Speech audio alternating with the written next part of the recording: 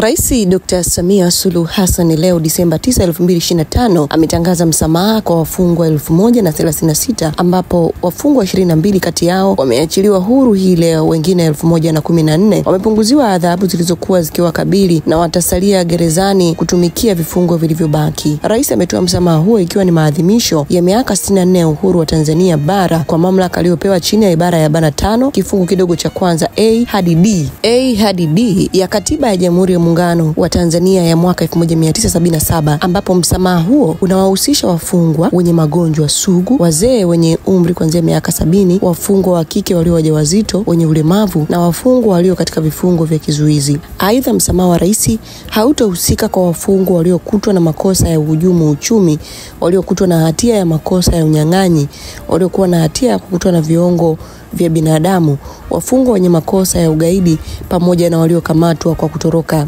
gerezani.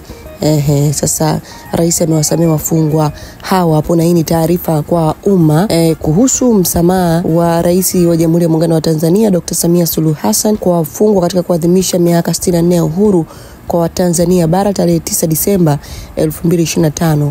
Tarehe 9 Disemba 2025 taifa letu linaadhimisha miaka 64 ya uhuru wa Tanzania bara. Hili ni tukio muhimu na la kihistoria kwa taifa letu. Katika kuadhimisha sherehe hiyo, Mheshimiwa Rais wa Jamhuri ya Muungano wa Tanzania ametumia mamlaka aliyokuwa nayo chini ya ibara ya 5 kifungo kidogo A hadi D ya Katiba ya Jamhuri ya Muungano wa Tanzania mwaka 1977 kutoa msamaha kwa wafungwa kwa masharti yafuatayo.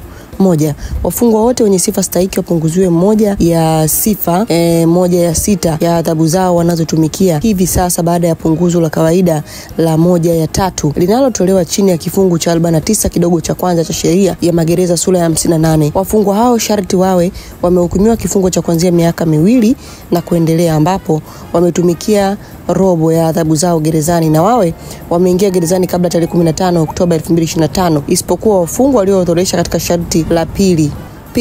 Wafungwa wagonjwa wenye magonjwa ya kudumu au sugu ambao wapo kwenye hatua ya mwisho, yani terminal stage ugonjwa, na hatua hiyo ithibitishwe na jopo la waganga chini ya wenyekiti wa mganga mkuu wa mkoa, mganga mkuu wa wilaya, isipokuwa wafungwa hao wasio wametenda makosa yaliyoorodheshwa katika kipengele cha pili kidogo cha kwanza mpaka cha 14. Wafungwa wazee kama nilivyosema, wafungwa wa kike walioingia na ujauzito gerezani, wafungwa wenye ulemavu, wafungwa waliotumia adhabu ya kuweka kizuizini kama nilivyosema hapo awali. Hii ni maoni yako. Hii ni VOT Media, sisi tumechangamka.